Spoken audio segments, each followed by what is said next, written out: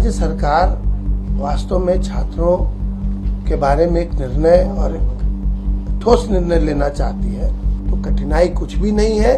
मैं तो समझता हूं कि केस डायरी के ही विभिन्न पक्षों को, विभिन्न पैराग्राफ्स को, जो प्रारंभ में वाइज इन्वेस्टिगेशन का पार्ट है, उस आधार पे अगर सरकार निर्णय लेना चाहती है तो ये सवाल होना चाहिए।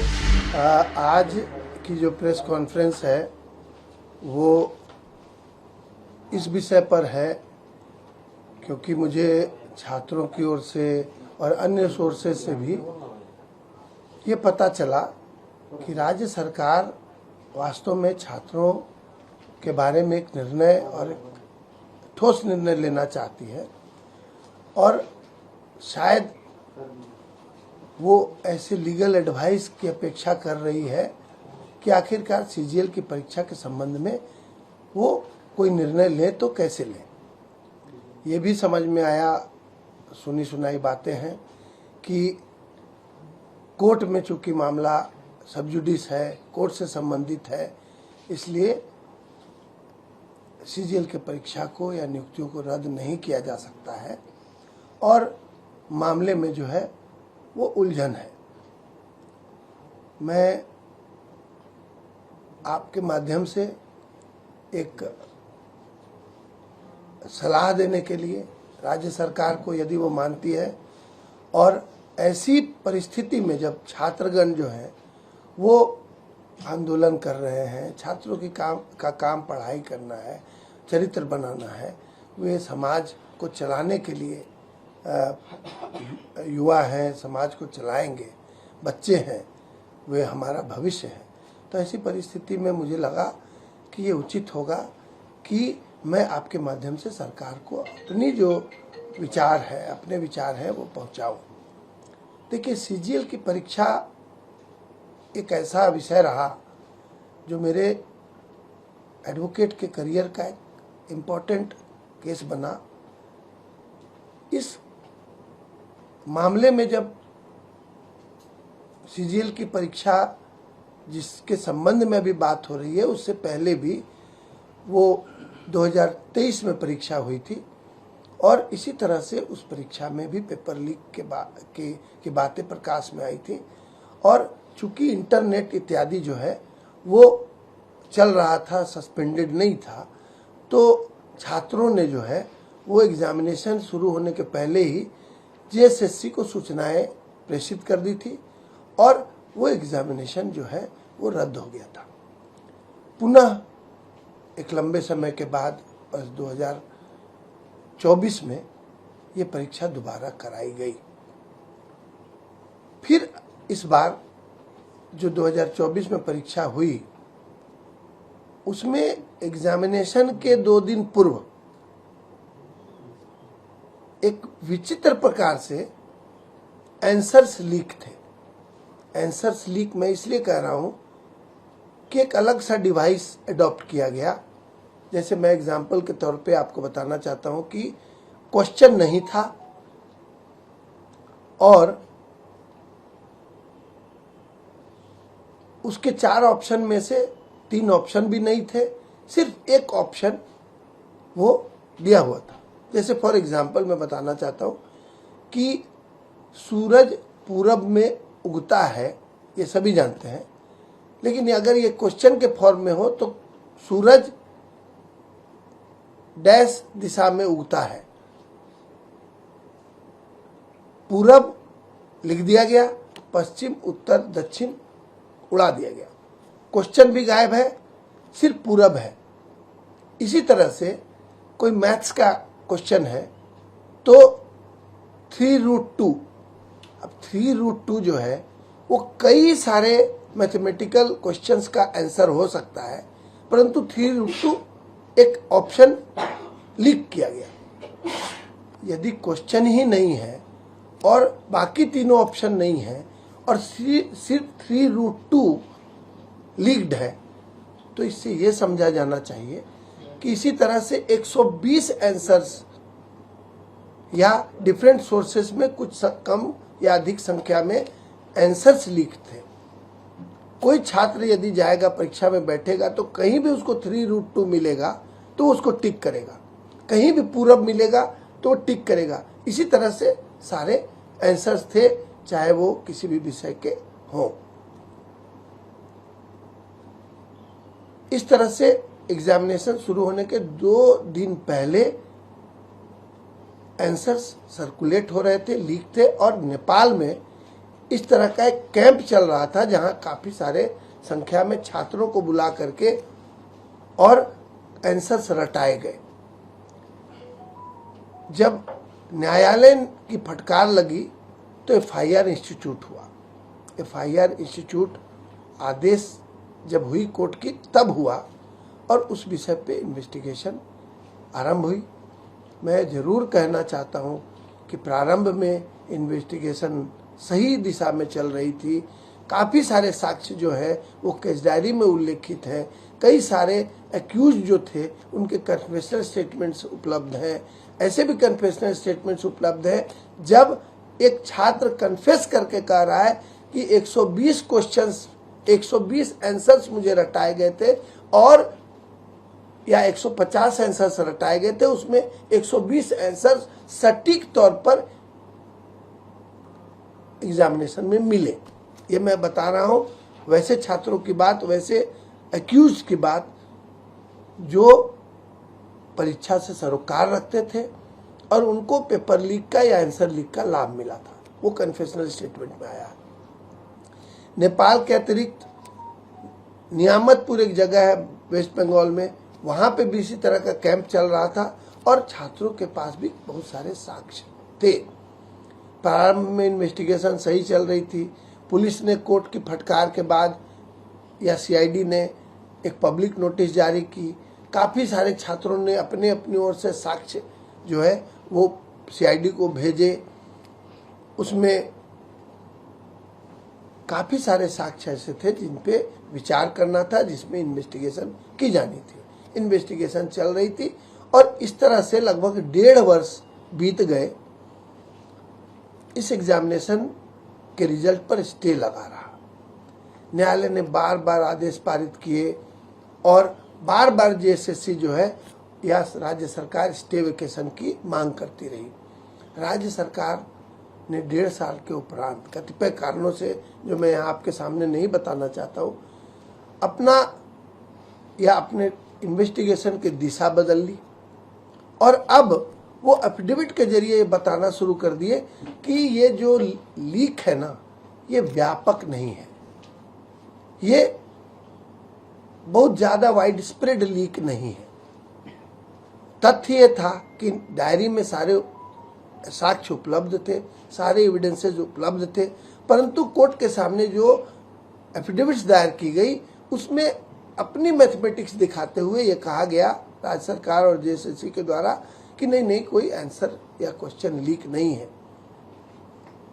इन्वेस्टिगेशन, यद्यपि उन्होंने स्पष्ट तौर पे न्यायालय में कहा कि इन्वेस्टिगेशन अभी चल रही है और अब तक की इन्वेस्टिगेशन में कुछ एक तथ्य प्राप्त हुए हैं और ये वाइड स्प्रेड जो है वो लीक का मामला नहीं है। उन्होंने ये भी न्यायालय को बताने का प्रयास किया कि ये सब गेस क्वेश्चंस हैं, छात्रों ने गेस किया है। आप मुझे बताइए कि चाहे 5 वर्ष का हो या 25 वर्ष का गेस हो, गेस कोई व्यक्ति क्वेश्चन की कर सकता है।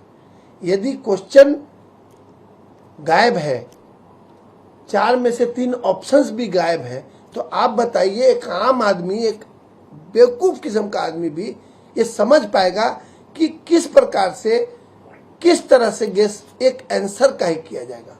आखिरकार उस आंसर को रट के फायदा क्या है जब आप क्वेश्चन नहीं जानते। मैंने आपको एग्जांपल बताया कि यदि 3√2 या 99 या 79 आंसर शेयर हो रहा है छात्रों के बीच में, तो 79 तो काफी सारे मैथमेटिकल क्वेश्चंस का आंसर हो सकता है।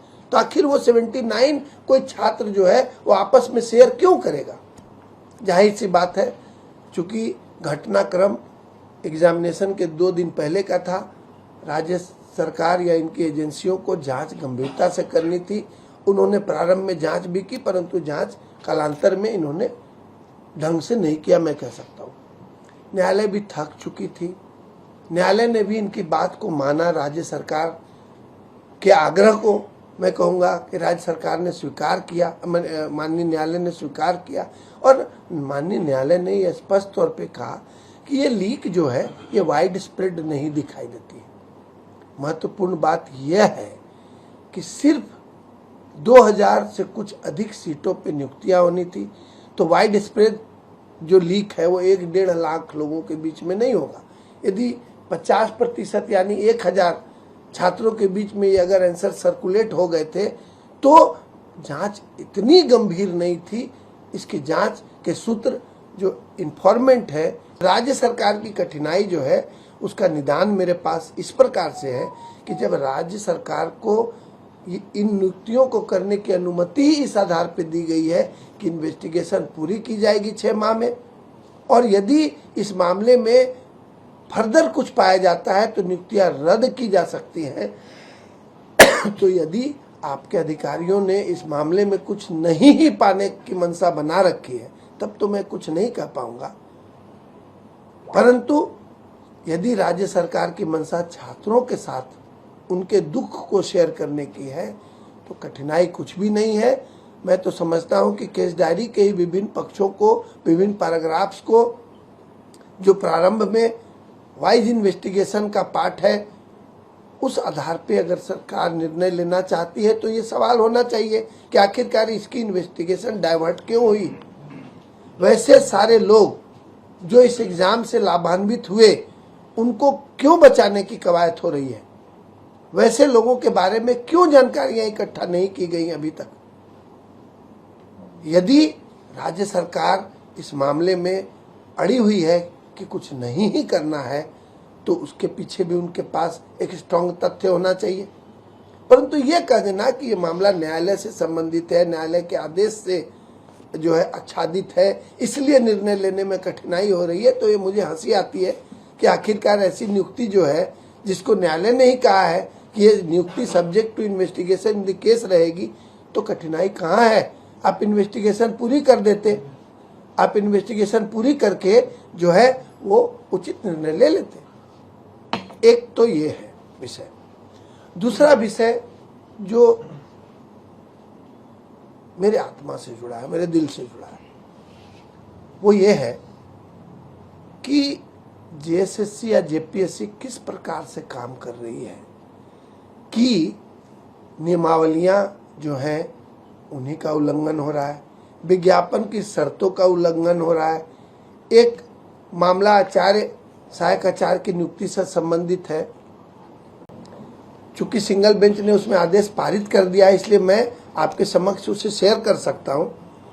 विषय यह है कि 2014 के बाद संपूर्ण देश में और हमारे राज्य के विश्वविद्यालयों में या जो रिकॉग्नाइज्ड इंस्टीट्यूशंस है वहां बीएड की पढ़ाई 2 वर्ष की ही हो सकती है। अब 1 वर्षीय बीएड की पढ़ाई नहीं होती है। न्यायालय में एक मामला आया, जाहिर है मैं अधिवक्ता रहा इन छात्रों का और उनका दर्द समझ पा रहा हूं। ये कहा गया विज्ञापन में कि न्यूनतम योग्यता जो है नियुक्ति के लिए 1 वर्षीय बीएड की डिग्री होगी। मैं फिर से रिपीट करता हूं, न्यूनतम योग्यता 1 वर्षीय बीएड होगी। जो 2014 के बाद के छात्र जो पास आउट थे, बीएड के डिग्री होल्डर्स थे, वो 2 वर्ष की डिग्री की है, तो जाहिर है कि न्यूनतम योग्यता 1 वर्षीय बीएड की अगर मांगी गई है तो 2 वर्षीय बीएड है तो बेहतर तौर पर वो जो है वो योग्य है। एनसीटी के गाइडलाइंस के मुताबिक 2 वर्ष की बीएड की पढ़ाई होती है 2014 के बाद। ऐसे छात्रों को चयन प्रक्रिया से बाहर कर दिया गया कि नहीं, आप 2 वर्ष का बीएड किए हैं, आपको नहीं रख सकते। छात्र पहले पढ़ाई करे, फिर कोचिंग जाए, फिर कोचिंग जाने के बाद एग्जामिनेशन फॉर्म में पैसा ले अपने माँ पिताजी से, उसके बाद कोर्ट में आके वकीलों को पैसा दे मेरे जैसे। मुझे अजीब सा लगता है कि छात्रों के साथ ऐसा क्यों। आखिर अपने माता पिता से वो बार बार पैसे क्यों लेंगे? उन्हें शर्म आती है, सब युवा है, बड़े हो गए हैं, एज बड़ा हुआ है, और यदि गहनता से पढ़ाई करते हैं तो अगर थोड़ा सा भी उनके मन में शक और संशय आ चुका है कि ये पेपर लीक का एग्जामिनेशन था, तो राज्य सरकार को क्यों नहीं चाहिए कि अपनी संस्थाओं पे छात्रों का भरोसा जीतने के लिए यदि इतने सारे साक्ष्य मिले हैं तो उचित निर्णय तत्काल ले लिया जाए। क्या होगा यदि सारी नियुक्तियां जो है subject to result of the investigation ही हैं और राज्य सरकार के पास पर्याप्त साक्ष्य मिलते हैं, तो नियुक्तियां जब रद्द होंगी तो दोबारा न्यायालय वो छात्र क्यों जाएंगे? और अगर जाएंगे भी तो राज्य सरकार के पास अपना पक्ष होगा। लेकिन बात क्या है कि राज्य सरकार के, मैं किसी अधिकारी का नाम नहीं लूंगा, परंतु यदि उनकी मनसाई है कि इस जिद पे अड़े रहना है कि नहीं पेपर लीक तो व्यापक हुई नहीं, ये 10 लोग ही थे अंतिम, बस इसके बाद कुछ नहीं है, तो आप के माध्यम से मैं सवाल ये करना चाहता हूं कि जितने सारे साक्ष्य इन छात्रों ने दिए थे उनके सभी बिंदुओं पे जांच क्यों नहीं की गई? यदि नेपाल के मामले में जांच आपने की तो आपने क्यों नहीं जांच की कि ये जो छात्र थे जिनकी संख्या बड़ी थी वो किस होटल में ठहरे थे, कब से कब तक ठहरे थे, और कोई गवाह वहां से मिल रहा है कि नहीं जो ये बता सके कि ये साक्ष्य वास्तव में है कि आंसर्स लीक करके छात्रों को वहां पढ़ाया गया। सेम टाइप इन्वेस्टिगेशन नियामतपुर में होना चाहिए था, अन्य जगहों पे होना चाहिए था, ये नहीं हुआ। इंटर स्टेट सिंडिकेट काम कर रहा था, तो क्यों ऐसी जांच नहीं की गई? ये बहुत बड़ा सवाल है। प्रभातखबर.com, विश्वास वही, रफ्तार नहीं।